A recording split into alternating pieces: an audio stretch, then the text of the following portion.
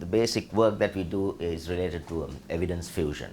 And most, my current funding, which is through a couple of grants from ONR, and an NSF grant, which is on somewhat of a related project, is really on evidence fusion and opinion dynamics, for example, right?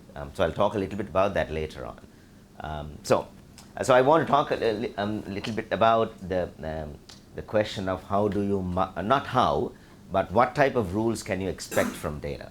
And once you get these rules, and I'm going to claim that the rules that you're going to get from data is going to be imperfect, or that may not be the correct term, maybe uncertain, whatever you want to call it.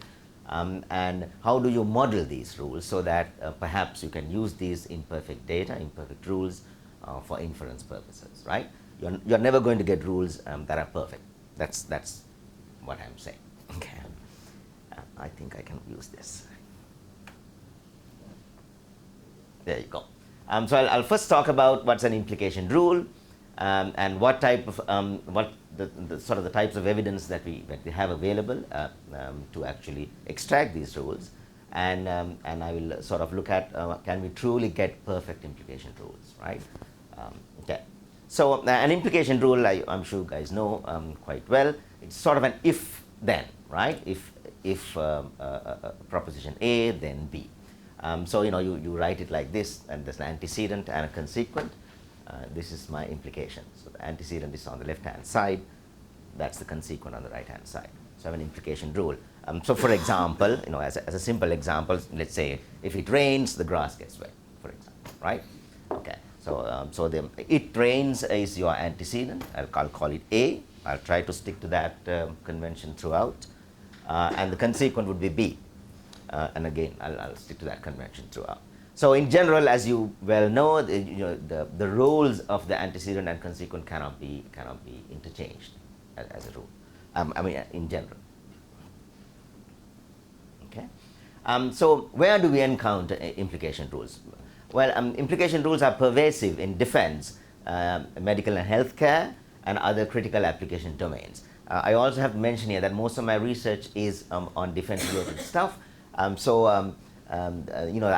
trying to give a sort of a medical healthcare twist to some of these phrases that I'm using. Maybe completely off, maybe not. But if it's off, just let me know. But I'm almost sure that we can find some common ground between this campus and us. I have also worked with the Department of Internal Medicine, I think, Dr. Dushyanta Jayavir, on a research project on HIV heart regimens. In fact, I'll talk a little bit about that if I have time. Historical knowledge containing databases are basically extracted as rules usually. Human domain expert opinions, if you get domain expert opinions usually come as implication rules. So if something happens, then that, right? These are the rules that you usually and also in decision support systems, the rules that you have are basically implication rules that you use. So that's where the sort of the application domains that where the implication rules come in. So I mean, as an example, I'm sure most of you know of association rule mining, or ARM. It refers to techniques that attempt to discover implication rules from large databases. There's a wide, extensive literature on this subject matter. There's an ARM algorithm, and then many versions, many revisions on that. So ARM is a popular method of finding interesting and non-obvious relationships between attributes in data records.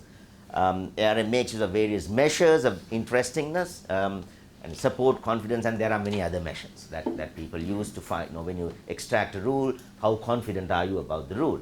And when can I use it? How can I combine one rule with another, right? A implies B, B implies C. Does that mean A implies C? And if I know the confidence of the first one and the second one, can I say something about the confidence of the last one? A implies C, right? So it turns out that most of the measures that are out there does not really address those problems, right? And this is some of the issues that we were trying to look at, right?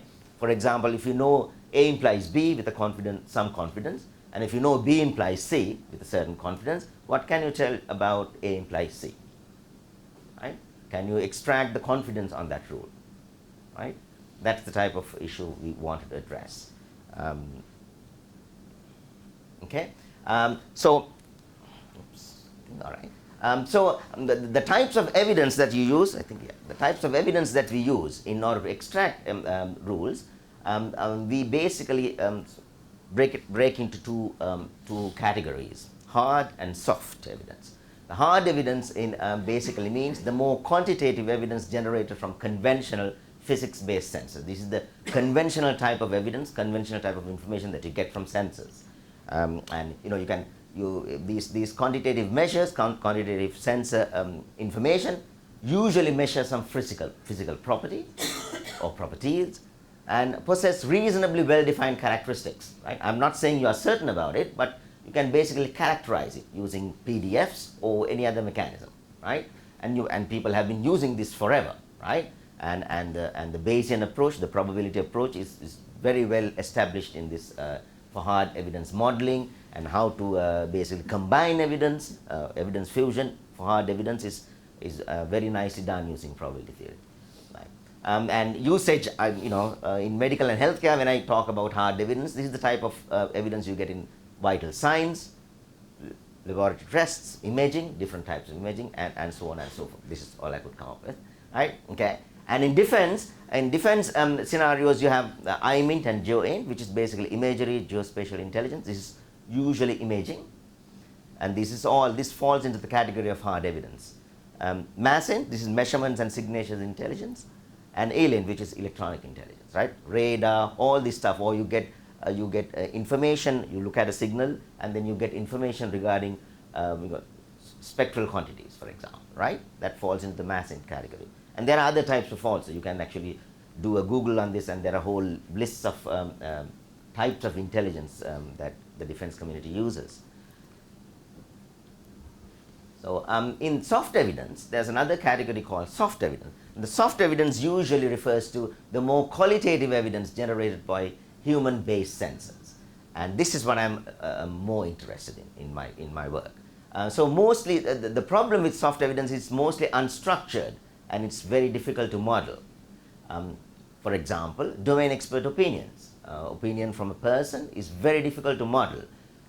Witness statements. When a witness gives you a statement regarding what he or she saw, how do you model it? How do you combine that with hard evidence that you have to actually make a decision? It's not very easy to do. And this is what the defense community is most interested in these days, is soft evidence. How do you model it? How do you propagate it?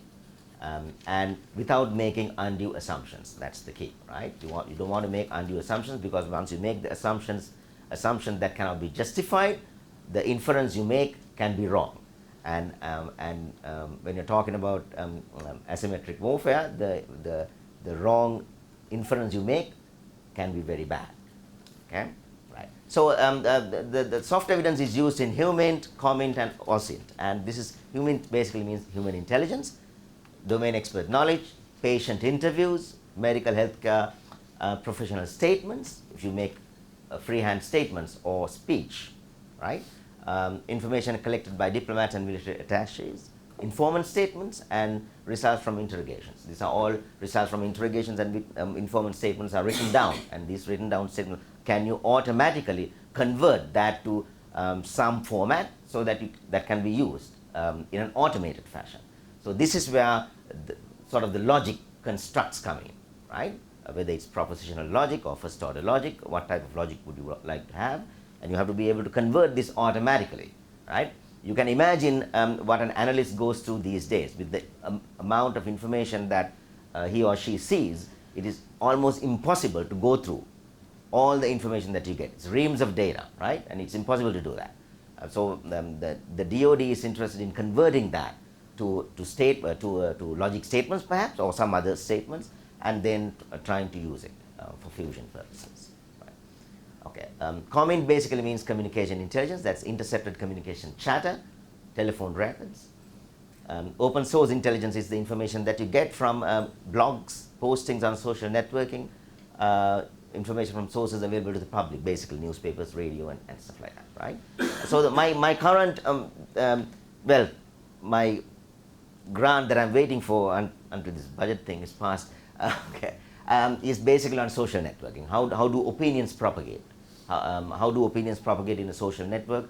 Are there consensus forming in a social network? How do you basically make a consensus form? Can you sort of put in opinions and then see whether there's a consensus forming? Who are the group leaders? Who are the followers, right? And that's the type of thing I'm looking at now. And that also I'm using the techniques, some of the techniques that I'm going to talk about today. Okay. All right. So what is the value of soft evidence? Why are we so interested in soft evidence?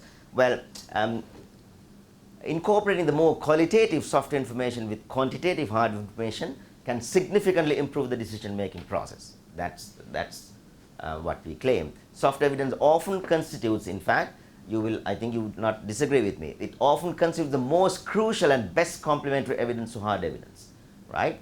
Hard evidence being sensor data, right? So domain expert opinions, for example, patient, medical healthcare professional statements, and these can actually make a big difference in the decisions that you make. And these soft evidence typically provide the highest value in asymmetric environments. This is what happens. Domain expertise in target tracking. For example, when you're tracking a target, it's very, very important what the domain expert is saying, right? And informant statements. Informant statements can be very, very useful. In fact, that may be the only thing that you have. But of course, there's a problem with informant statements, right? What is the problem? The problem is you never know whether the guy is telling the truth, right? So there's a problem of credibility and reliability issue coming in, right? So that's the price you pay. That's the price you pay for the value you get, right? So I'll talk about that a bit. Okay. So where are the soft evidence come into play? In medical and healthcare, distilling expert opinion in sparse databases, incorporating these statements. In defense, analyst decision-making support. Human-machine interfacing. One of the ONR projects I have, the PI of that, who is in Tufts, he's doing human-computer interface and human-robot interface. He basically talks to the robot, and the robot interprets that, generates logic statements, and goes through the algorithm to basically do whatever. And then it's almost like sometimes the robot will turn back and ask a question if the robot cannot figure out where to go or what to do, right? This is all done in logic, right? So it's converting natural language statements into logic automatically, right? Okay. And social networks, this is the opinion dynamics and opinion clusters, opinion leaders, and things like that. So that's where I think the value of soft evidence is very, very clear, right? Okay. So there are many challenges. I already talked about some of the challenges of using soft evidence, the reliability, credibility issue. But there are many challenges working with soft evidence. And one of them is, you can get contradictory evidence, right? You can get two witnesses can be saying two different things, right? So, this is, of course, an example. One might be saying the driver was Andy, the other way say, no, it was not Andy. So, who do you believe, right? And how do you incorporate contradictory evidence into the process, right? How do you do that? Okay, evidence is soft evidence is also mostly unstructured and subject to interpretation.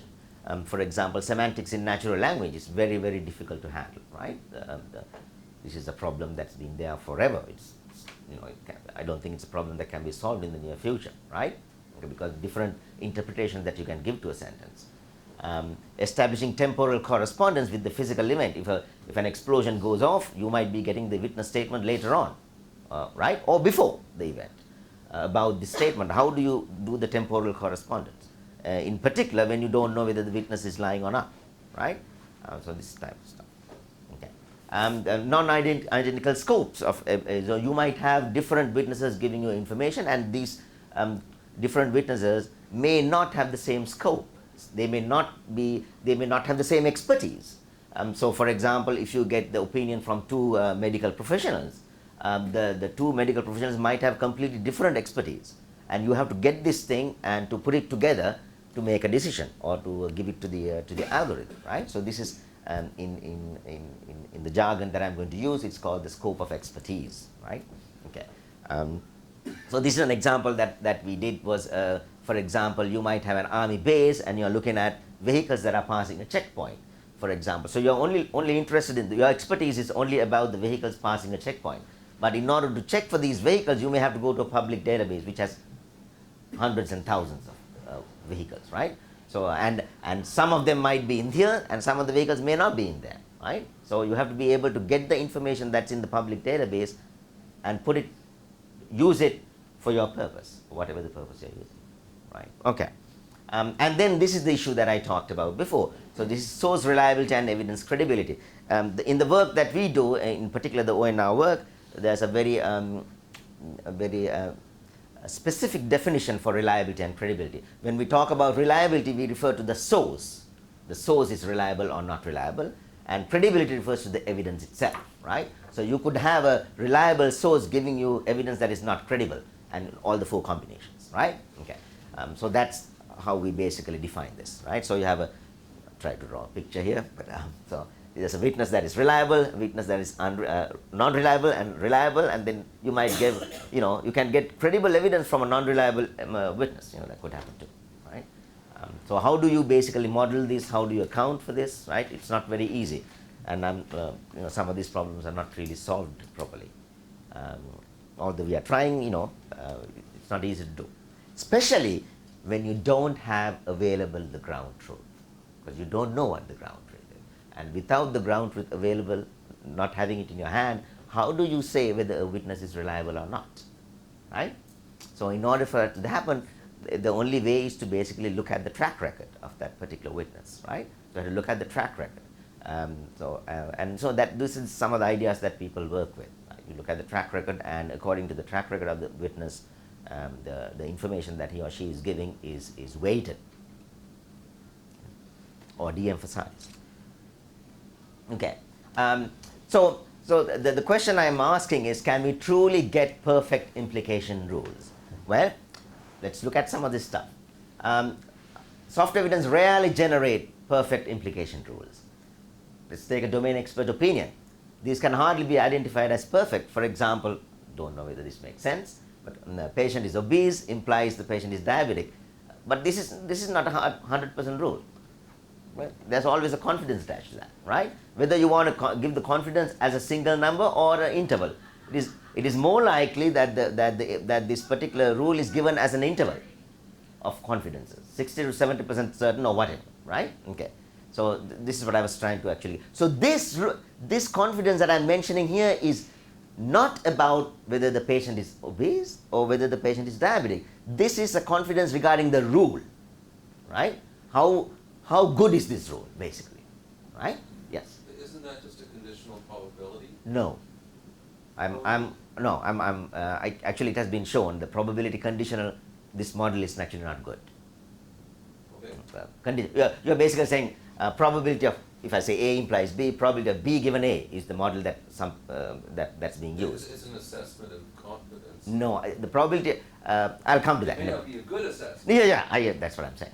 Oh, of course, nothing is completely bad. Nothing is completely good, right? So it's again a shade, right? Okay. So information extracted from knowledge bases. If you have a knowledge base and you have data records of people and you have the name and their height, their weight, and all that stuff, you can extract rules. This is what ARM does. When you extract rules, for example, a rule could be if the height is tall, the person is Bob, right? Again, you can't be 100% certain of this, right? This again, there's a certain confidence attached to it.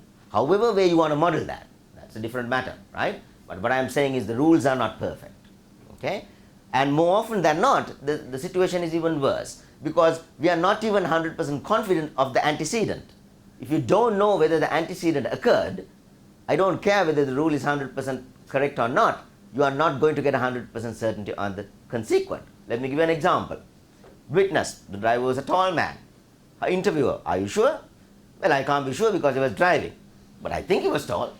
So what does that mean? I mean, what can you say about how confident are you that the driver is Bob now? See, that's the problem, right?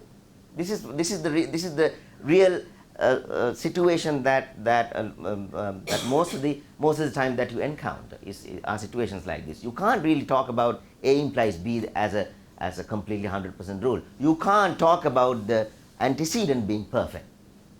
You really can't. So if your antecedent is imperfect and your rule is imperfect, what about B?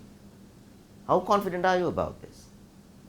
Do you think that sometimes there may be situations that the rule is useless? Right? Let's assume you have a rule that is 70 to 80% sure. Can you tell me how confident do you have to be here to get a reasonable result there? See, that's the type of work that I'm interested in doing. Right? Okay.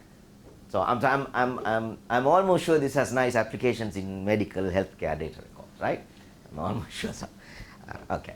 All right. So with that, sort of the groundwork done, let me talk about modeling implication rules. So, I'm looking at a logic basis of an implication rule, right? Okay. So in logic, of course, in perfect logic, you have truth and false. Sometimes it's called 1 and 0, right? So you have connectives, different types of logic, of course, but you have connectives not and or, the implications and the equivalence, which is also called the biconditional, right? An implication rule, the type of rule that I talked about, is nothing but a conditional connective, which is right here, right? It's a two-place connective as two variables. A implies B, right? Okay. So why am I interested in a logic-based viewpoint of this? The reason is a logic-based view is quite natural in a number of critical applications, in particular in natural language processing, for example. I talked about this robot work that my colleague is doing, and that's all done using logic. You convert statements to logic, right? Of course, you lose some aspects. You can't convert what is spoken 100% accurate to logic. That cannot be done really. Because of all the semantics, but that's what they do, right? They try to actually convert, and then in artificial intelligence, graph analysis, inference engine. There are inference engines called Markov logic networks where you actually combine hard data and also logic statements. This is very people use this for. In fact, one of our students in the group use Markov logic networks for actually target tracking. Target tracking is usually done using Kalman filter or any variation on that. But in the target tracking process, you actually input domain experts input information. This could be that, this could be that, this is not it. And how do you actually incorporate that into the decisions you make? How do you change the Kalman filter state estimation, for example? And then another thing is the logic basis provides a concise methodical approach for representing knowledge, which can then be used for inference and deduction purposes. Attempts have already, and this is not new. People have used logic to accommodate data imperfections. People have done this, right? Many years ago. Okay. So let me also, before I talk a little bit about that, let's talk about the truth table of an implication rule. From a logic standpoint, this is the truth table. So let me sort of explain this. I'm sure most of you know this, but it's okay, right? Talk about this. So A implies B. For example, if it rains, the grass gets wet. So A is your antecedent, B is your consequent, that's your rule. So there are actually 4 possibilities, right? 4 binary. This is perfect logic, so 0, 0, all that. So when the antecedent is 0, the rule is not telling me anything, right? So this is 1, the rule is 1. Whenever the antecedent is 0, this is 1, right? Because there may be other ways to get the grass wet, right? But the key here is when the antecedent is 1 and consequent is 0, the rule, this is 0. This is basically false, right? So this is really the truth table of an implication rule. And if you look at this, actually the truth table is exactly that. It's not A or B. Okay, so not A or B. If you do that, this is identical to that. So really, to put it another way, A implies B is completely equivalent to that statement, right? So this is what I'm trying to do.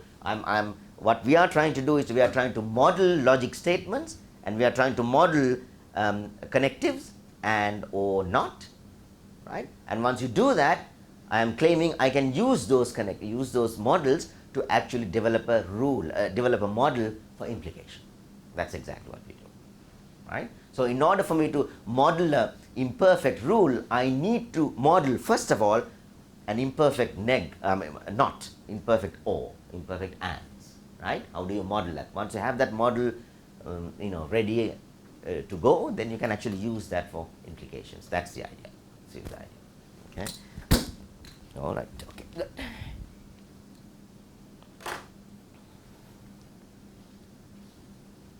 Okay. All right. So once you have an implication in logic, there are actually three implications of logic. For example, this is a tautology. A implies A must be true. Contrapositivity. If A implies B, A implies B, it must be completely equivalent to that. This is contrapositive. Transitivity. A implies B and B implies C must imply A implies C, not the other way around, right? The other way around is not true in general, right?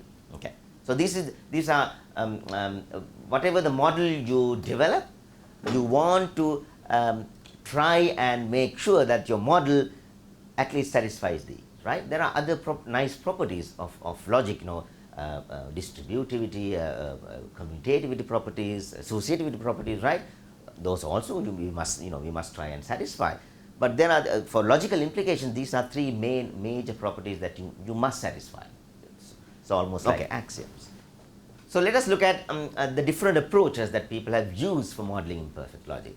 Clearly, probabilistic logic or probability is clearly the best known and most widely used approach for modeling uncertainty. There's no question about that, right? So the idea here is not to say that probability doesn't work, but we want to be able to add to probability to actually expand what it can do, right? Okay, so the probabilistic logic, the truth values are probability values between 0 and 1, of course. And it is shown that people have shown that probabilistic logic may have difficulty handling non-numerical models, unable to adequately capture imperfections, imperfect implications, which I will show using a very simple example, especially when the implication has a confidence interval, right? Okay, and typically require assumptions regarding the underlying distributions and priors, right? The Dempsey-Schaeffer theory has a very nice model for lack of information, right? For lack of information. And then, of course, the people have used fuzzy logic. It's been there since the 70s, maybe, right? Based on the theory of fuzzy sets. The only objection I have really with the fuzzy logic is that the connection to probability theory is not very apparent, and that's really what we want to develop. We want the probabilistic methods are well entrenched and works really well with hard data when you have a very good estimation, very good understanding of how the information is generated. So we want to be able to sort of add to that, right, rather than develop something completely different, right? So that's why we went for Dempsey-Schaeffer theory, because the Dempsey-Schaeffer theory has a very nice, very close connection to probability theory, right? Okay. And also with fuzzy logic, the fusion of multiple bodies of evidence. So I have multiple bodies of evidence, multiple sources giving you evidence. How do you combine it? And that combination turns out to be somewhat cumbersome in fuzzy logic. Right. So in Dempsey-Schaeffer theory, the problem with Dempsey, again, has been there since the 70s, right? Since Dempsey first wrote it and then Schaeffer's book. And then people have worked on this. But it really didn't gain much popularity. And the main reason is that there's a heavy computational demand. Nothing comes for free, right? Nothing. I will talk about this in the next slide also. So, but nowadays with the better computing power, and also there are some other techniques that we have developed that sort of show that we might be able to handle some of these problems, right? The scaling problem has not been completely solved. I'm not saying that, but we might be able to sort of handle it a little bit better than what we used to. There's definitely the nice thing about the DS theory is there's much more expressive power about uncertainties. Okay, so let me look at, for example, in ARM, in association rule mining, when you get a rule out of a database, you basically have A implies B, and you get this support and a confidence measure, right? I'm not very sure you guys know how this is done. Not that I'm too familiar, but I know that they have this confidence measure, and the confidence measure is basically really an approximation of the probability of B given A, right? So this is approximated by counting, really counting. It's a frequentist approach to probability. And so let's look at the tautology. A implies A, that's obviously true. Contrapositive is it's not really satisfied. Transitivity, well, in order to get the transitivity, I need that and thing. So you really need to get logic consistent operators in here, right? And it is not very clear whether this model is correct, right? And even before that, there's a great article by Lewis long time ago, and he talked about probabilities of conditionals and conditional probabilities. He talks about the problem with this model in detail, right? And there's this is much more recent article, Benevoli, Modeling Uncertain Implication Rules in Evidence Theory. And there also in his article he talks about the problems with this model, right? In particular, when this implication has a confidence bound, confidence interval, I should say, right? Alpha, beta, 70 to 90%, something like that. Okay, so what is Dempsey-Schaeffer theory? Okay, so I'll do this very quickly because I think 3 o'clock, right? Okay. So Dempsey-Schaeffer theory is an alternate framework for representing soft evidence, and it provides a wider variety of data imperfections, accommodates, provides a more intuitive way to handle absence of prior information, enables a decision to be made with better representation of the underlying uncertainty. When a decision is made with Dempsey-Schaeffer theory, you know the bound, you know the confidence bound that you have on that. And this is, I think, the main reason why we like DS theories. There's a very good transition to and from probability theory, which of course is the most widely used framework for uncertainty handling, right? There's nobody to touch probability theory when it comes to hard evidence, right? Okay, and nothing comes for free. This is the main criticism of DS theory is for its more expressive power, DS theory requires a heavy burden on the computational resources, right? And therefore, if you develop algorithms on DS theory, you have to be fully cognizant of this fact, right? Okay, and let me also, I like to quote this statement from this book. This is almost a standard in target tracking, this particular book. When you have limited a priori knowledge, DS reasoning can be superior because it is better to be only partially but correctly informed than to be completely but incorrectly informed. Okay, that's what DS theory allows you to do. Okay, all right, good. So let me give you a very brief introduction. I don't think we have time. So in Dempsey-Schaeffer theory, just like in probability, you have a frame of discernment where you have these exclusive and exhaustive propositions, theta 1 to theta n. These theta i's are called the singletons. It's the lowest level of discernible information, in fact. 2 to the power theta is the power set. Power set of a set means all the subsets that you can get out of this, right? A bar is, of course, your usual complement. Okay, and just like in probability theory, you assign, in probability theory you call it a probability, here it's called a mass, but the idea is the same. You don't assign a mass to an empty set. All the other masses must add up to 1. Big deal. The only difference is this. You are assigning masses to every subset, right? So you are assigning masses are assigned, I should say, to all subsets of theta, right? Not to n. In probability, when you assign n probabilities, you are done. You can get everybody else, right? Okay, intersections, whatever, unions, and blah blah, right? Not in DS theory. DS theory you assign independently to every subset. Okay, so that's where the explosive growth of computational burden comes in, right? Okay. So ignorance, masses assigned to composite. So you can assign a mass to A comma B. So a mass assigned to A comma B means I don't know how to differentiate between A and B, so therefore I'll assign the mass to A and B completely. I can even assign a mass to complete theta, means I'm completely ignorant, right? Okay. So focal elements are the propositions that for which masses are assigned, and this is called a body of evidence. This mass structure is called a body of evidence that you have.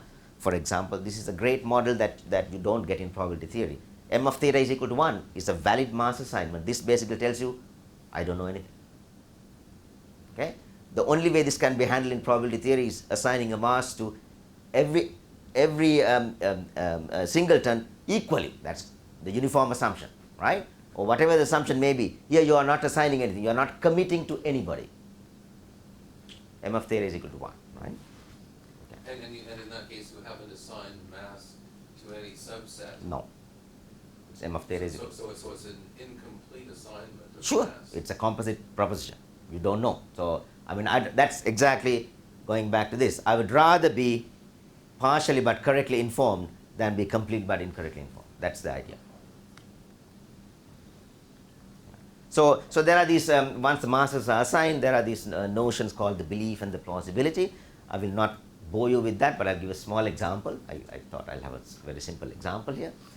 I'll take ABC as my theta. ABC could be three things I'm trying to discern. ABC. The power set will have this, right? ABC, AB, AC, BC, and ABC. I'm not putting the empty set here because the empty set is not getting anybody, right? Not getting a mass. So you know the reason for 2 to the theta is, if you have 3 elements here, there are usually 8 elements. If you have 10 elements, you will have 1024 elements, right? That's why it's called. So these are the masses that are assigned, 0.3, 0.1, 0.1, 0.2, they add up to 1, right? So there's a 0.3 assigned to ABC, for example. 0.2 assigned to AB. Okay. Now these are focal elements. These 3 are focal. This is a focal element. This is a focal element. Belief. Belief means what is focal means that a number, a strictly positive exactly. number has been assigned. Yeah, exactly. Exactly. Okay. Yeah. And you're just assigning those masses what arbitrarily? Well, no. That must be from. In this example, I think. Yes, of course. It's completely arbitrary. I'm just explaining how it is. Right. Okay. So belief basically means belief of A means what can you say surely, certainly about? What is the support that you can assign to A, right? And the only mass you can assign to A is the masses that are assigned to the subsets of A, right? The small a has no subset, right? The set itself. So therefore, the belief of A is the mass itself. Okay. Same thing for that. Same thing for that. The situation is different for AB. The belief of AB is there are 3 things: mass of this, mass of A, and mass of B. All of those give credence to the belief, right? So this is 0.2, 0.3, and 0.1 adds up to 0.6. Okay, that's what his belief is. So that's how we compute the beliefs. If you look at the plausibility, plausibility means the highest you can go on that. So when you go to plausibility, A, B, right? Any set that contains A or B, that mass has to be combined. That's your plausibility. That's your upper end. Belief is the lower end, right? So the AB will you have to add the masses for A, B, AB, AC, BC, and ABC. Everybody except this guy, right? Because the elements in A and B are in every set here, except the C, right? So you add it. So that's your 0.9. Of course, the belief of theta is always 1. How do you go over? This one? No, the top one. A is got a plausibility of 0.8. How would it go? No. Yes, A is a plausibility of 0.8 because A, if you look at A is containing this, and that, right? So you add up. I see. So you add up. So it's 0.3. 0.3 is the belief, 0.8 is the plausibility. Plus 0.3 is 0.8. Okay. Yeah, unless I checked the calculation, I think it's correct. Yeah. No, I'm just trying to understand. Yeah. So it's a sort of a lower and upper bound, and you can actually show that if you have a non-measurable in a probabilistic viewpoint, this actually belief and the plausibility basically works out to be that upper and the lower bound, upper and the lower envelope of a non-measurable event. Actually, you can show that.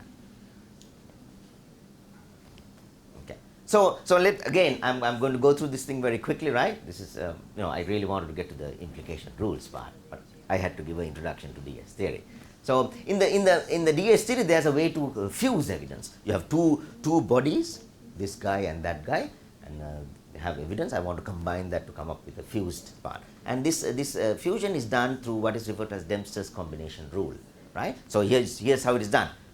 M1 is the evidence that M1 is giving. M2 is the evidence this guy is giving. You multiply, and then you have to normalize it. I will tell you why, and then you get the mass. Again, it's easier for me to explain this using an example. Here's an example, right? Body of evidence here, 0.3, 0.1, 0.1, 0.2, 0.3. These add up to 1. This is the other body of evidence, 0.4, 0.4, 0.2, add up to 1. I have 2 bodies of evidence I want to combine, right? Okay. So it's a sort of a matrix that you put. There you go. Let's go to this element. If you look at this is A, this is AB. So what is the intersection? A, right? Multiply the 2. 0.3 times 0.4 is 0.12. Got it? Okay. Let's go to this guy. Well, if I look at this one, well, this B is not intersecting with A. So therefore, this is a conflict. This actually indicates to me the conflict between this evidence and that evidence, right? So I'm going to mark it with red, just for you to see, right? So likewise, I can actually fill out the whole matrix, right? Okay. When you don't have an intersection, it's a conflict. When you have an intersection, you assign the value, right? So when you do that, you get something like that, right? Now, what is the fused evidence is for A, you add this guy, that, and that, and that. When you add up, that's your mass for A. There you go. That adds up to 0.5, mass for B 0.06. These are the sets you get. But now, because these three guys were not counted, these will not add up to 1. Because masses must add up to 1. So therefore, I must normalize it. And the normalizing value I know exactly because there's a conflict of 0.12. So therefore, normalizing in 1 minus the conflict, 0.88. So I divide everybody by 0.88. That's your new mass. Okay? So imagine, this is one body of evidence, this is one body of evidence. After you combine, there's a 57% support for A, 27 support for AB. If you look at this, that's not too bad. Yeah. That's what happens.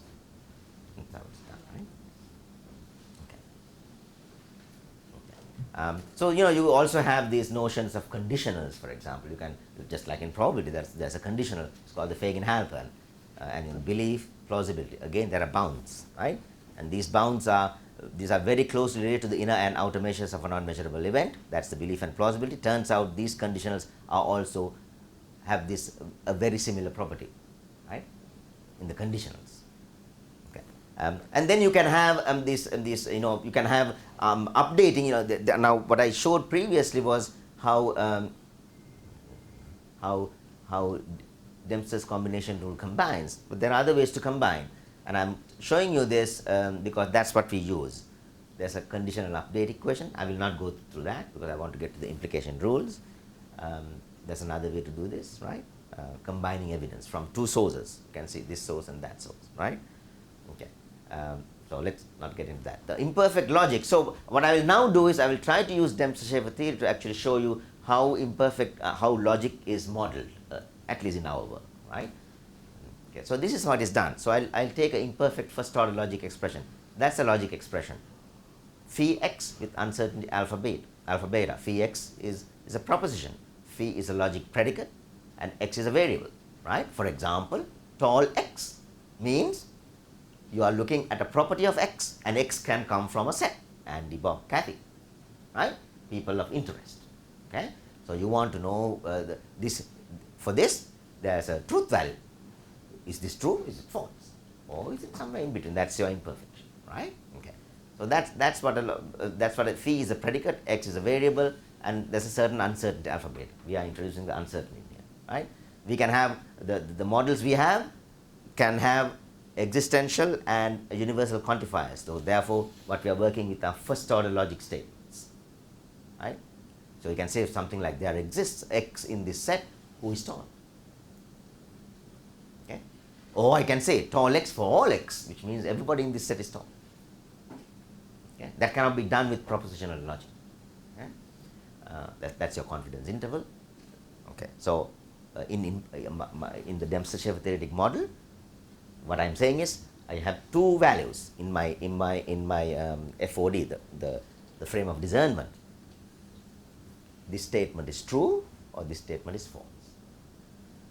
For short, I will call it x and x bar, right? This is truth, this is my false, right? But now I can assign masses. I assign a mass to x, which means how confident I am on the truth, how confident am I regarding the falsity of that statement, and I can also give a mass to x bar, which means the stuff I don't know.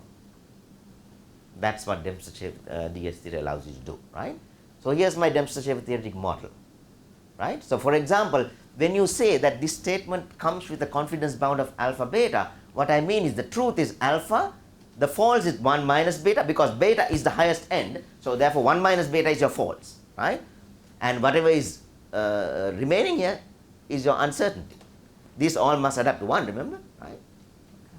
Makes sense, right? Okay. So in fact, I can actually get from this model, why am I saying this model is correct? Well, at least not wrong, is because when alpha and beta are 0 or 1, I get perfect logic statement. When alpha and beta are equal, I get probabilistic logic. When they're completely ambiguous, when alpha and beta are 0, 1, what you get is complete ambiguity. Okay? And here's a model for not. The not. And the or. Okay? So and the or basically means you have two logic statements, two or multiple logic statements like that, like phi I, and then I want to combine these statements, right? That's the fusion of statements. So in order to do that, I have to get a fusion operator, and I'm showing here that the DCR, the Dempster's combination rule, doesn't work for this, right? So actually, we are using this rule that we developed, right? So you can see here. Don't worry about all the math; it's not important. What is important here is here's an AND operator. I have two statements, phi 1 and phi 2 are two logic statements with two models. I combine it, I get the uncertainty of the combination, right? I can do with the for OR operator too. But of course, what is more important is the implication operator. Implication operator is not this. The model of the implication operator is that right here, which is what I showed you initially in the logic table, in the truth table. That's the model. Now I have the negation, I have the OR. I have the model for phi 1 and phi 2. Put it together. This is what you get. Of course, it doesn't make much sense when you look at it. What the heck is it, right? But the amazing thing is, let's look at the probability case. When you have probability, you have alpha 1 and beta 1 are equal, which means the uncertainty of the input is one value. Uncertainty of the output is one value, right? So then you get the rule to be one value. Vacuous case, when this is the perfect logic case, if you have alpha 1 and beta 1 equal to 0 or 1, you get this is the perfect logic implication rule. Right? It boils down to that, right? So at least we are not, we are consistent. Okay. But what is much more important is the converse problem. This is what is more important. Suppose you are given a rule alpha r. Suppose you have knowledge base and you extracted this rule, and this rule has alpha r beta r. Okay, now you have this rule. That's a knowledge base. Now somebody says, here's the antecedent, and I'm confident alpha 1 beta 1 occurred with A occurred with alpha 1 beta 1. How confident am I on alpha 2 beta 2? Right? That's the converse problem. That is the more interesting problem for an application scenario, right? How do you solve it? It is basically, you have to take this equation and go the reverse. And that's very difficult to do, because this, you can see, alpha 1, 2 and beta 1, 2, these are nonlinear functions. So it actually cannot be solved sometimes, right? So here's a situation where it can be solved. For example, if you have a situation where your input is probabilistic and if your rule is probabilistic, what this basically says is your alpha 1, your input confidence on alpha 1 must go above a certain value for you to get anything at the output. That makes perfect sense, right? If your rule has a alpha r beta r as your confidence, then you cannot expect, if your antecedent to have a low uncertainty, you cannot expect to get anything at the output. It doesn't make sense, right? As far as we know, no other model does this. We tell you that this rule cannot be used when the input is less than a certain bound. Okay? Here's another one. If you have a perfect antecedent and a perfect rule, this is of course the perfect logic case. Here's the result I get. Now let me compare my result. Remember the result. Here's the antecedent, the rule, and the consequent. You will see sometimes when the antecedent is 0 and the rule is 0, I have no, my equation doesn't give me a solution. It tells you I can't solve it. And here I get these bounds. Why is that? So let's look at the truth table of the rule. Well, if you look at the truth table of the rule, you will see there is no row here where this is 0 and the rule is 0. You see that? Compare this column with that. I don't see a row with 0, 0. So therefore, in this, I get no solution. Okay? For example, if you have 0, 1, right? If you have 0, 1, this one, 0, 1, 0 and 1. So we have 0 and 1, 0 and 1. There are two solutions to this, right? For the antecedent, for the consequent, if the antecedent is 0 and the rule is 1, there are two solutions to the consequent. That's exactly what you see here. It tells you it's completely ambiguous. So that's why, at least the results we have so far doesn't contradict what we know about perfect logic. Here's another one, okay? And as far as we know, we don't know of any result which tells you this. This is an imperfect antecedent imperfect rule. So you can see here, this is my antecedent. Antecedent is antecedent confidence 0.35 and the other values, okay?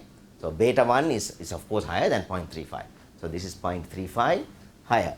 So you can see these are the rule bounds you can get. If you look at this line corresponds to, let's take this line. This line is alpha, the rule is 0.6, 0.7, right? So for whatever the value of beta 1 you get, this is the bound you get at the output.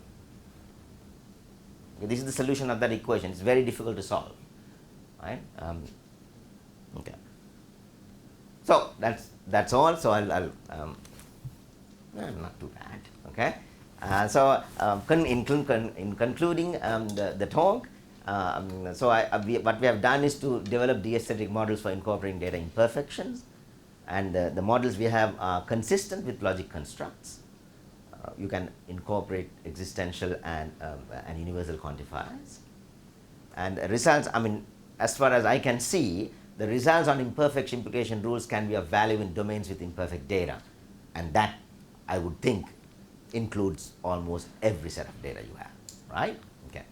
In fact, I know for a fact the data set that I got when I was doing this HIV project was terrible, right? The data was very bad, right? Of course, if your data is very, very bad, nothing is going to save you, right? Right. So, but right? Junk in, junk out. But at least if you have some idea.